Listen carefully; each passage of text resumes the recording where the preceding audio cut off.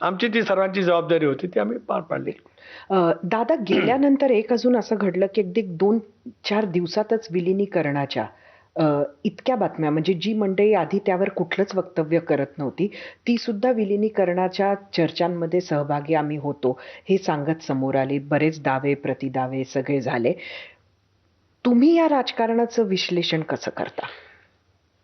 त्याच गोष्टीचं थोडंसं वेदना झाला की दादांचं शव ज्या वेळेला अंत्यदर्शनासाठी विद्याप्रतिष्ठानच्या प्रांगणामध्ये सर्व पोस्टमॉर्टमची प्रक्रिया करून आणणं पहिल्या दिवशी, अंत्यसंस्कार दुसऱ्या दिवशी झाले. त्या पहिल्या दिवशीच काही जबाबदार नेत्यांनी मुलाखती दिल्या की दादांची अंतिम इच्छा होती विलिनीकरणाची, विलिनीकरण टप्प्यात आलेलं होतं, या तारखेला विलिनीकरण होणार होतं. आणि मग एक सो कॉल तो एक व्हिडिओ, तो नंतर दादा त्या बैठकीला बसलेत आणि ते सगळे आहेत असा तो झाला. सलग 2 दिवस त्या मुलाखती चालू राहिल्या. आम्ही तर सगळे हादरलेलो होतो मनातून सर्व अर्थाने. म्हणजे पहिला दिवस तसा, दुसरा दिवस अंत्यसंस्काराचा. त्यामुळे मी तर मीडियाच्या पुढे बोलण्याच्या मानसिकतेमध्येच नव्हतो. बोललो असतो तर अश्रूचा भान आवरलाच नसता आणि बोलताही आलं नसतं.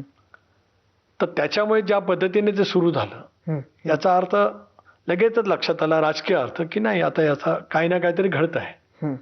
आणि मग त्याच वेळेला म्हणजे काय काय घडतंय, म्हणजे त्याचं राजकीय विश्लेषण तुमचं राजकीय काय? विश्लेषण असं आहे की विलिनीकरणाची चर्चा जाहीर करणं याचा अर्थ की आता दादा गेलेत आणि विलिनीकरण थांबलं तर आता विलिनीकरण नंतर होईल, याचा आता विलिनीकरणाच्या नंतरचं सिनारिओ टोटल बदलतो.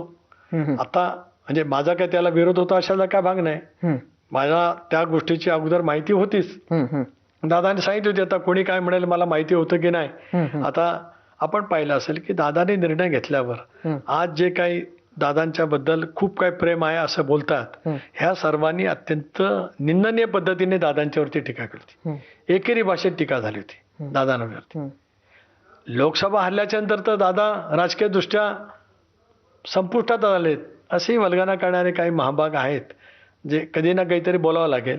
आज तो क्षण नाही, कारण मी अजूनही त्याच्यातून बाहेर आलेलो नाही. पण येईन त्यावेळेला नक्की बोलेल, कारण मी पण 41 वर्षाचा माझ्या राजकारणातला प्रवास आहे. त्यामुळे कधीतरी जे वास्तव आहे, सत्य आहे, ते नक्की सांगेन. तर अशा वेळेला आम्हाला असं वाटलं की मग विलिनीकरण, मग नेता निवड किंवा काय. पण आम्ही ज्या वेळेला कुटुंबाशी बसलो त्यावेळेला सर्वांनी मिळून चर्चा केली आणि मग त्याच्यातून वहिनींचा त्यावेळेला तो शपथविधी झाला. त्यावेळेला तुम्ही असं का नाही म्हटलं की विलिनीकरणाची चर्चा सुरू होती पण आता ती वेळ नाही आणि आम्हाला आत्ता त्या विषयावर बोलायचं नाही, असं म्हणण्याऐवजी त्यावेळेला तुमची भूमिका अशी होती की अशी चर्चा झाली नाही? नाही, बघा, पहिले 2-3 दिवस तर मी माध्यमाची संवादच करू शकलो नाही, कारण माझं मनच तयार होत नव्हतं. पण कर्म म्हणून काम करायचं होतं त्याप्रमाणे इथं आलं, विधिमंडळ पक्षाची निवड झाली, मुख्यमंत्र्यांनी पत्र दिलं, वहिनीची शपथ झाली. त्यानंतर ज्या वेळेला वहिनी उपमुख्यमंत्री म्हणून बारामतीला गेल्या त्यावेळेला आम्ही ठरवलं की स्वर्गीय चव्हाणसाहेब महाराष्ट्राचे शिल्पकार यांच्या समाधीस्थळावरती जावं, नतमस्तक व्हावं म्हणून आम्ही गेलो. त्यावेळेला मी माध्यमांशी बोललो.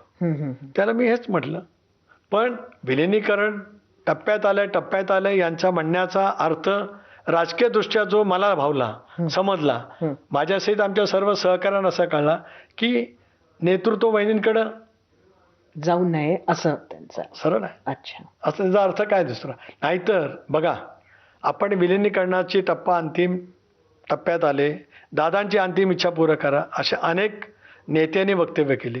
त्यांच्यापैकी कुठल्याही नेत्याने सुनेत्रा वहिनींना निवडा असं म्हटलं नाही. राजकारणामध्ये सावधता बाळगावी लागते इथपर्यंत ठीक आहे, पण तुमचा कॉन्शियस आणि तुमची बोनाफाईड्स हे तुम्हाला साफ करायला लागत असतात.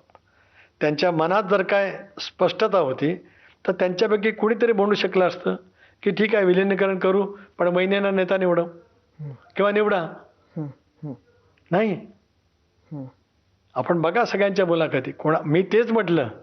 मी ज्या वेळेला कराडला पत्रकार परिषदेमध्ये हेच म्हटलं की कुठल्या पक्षाचं विलिनीकरण, एक आम्ही एनडीएमध्ये आहोत म्हणजे भाजप बरोबर आहोत, त्याच्या तयारी आहे का नाही याची स्पष्टता यावी. 2, आणि कुणी सुनेत्रा वहिनींना नेता निवडा असं म्हटलं नाही.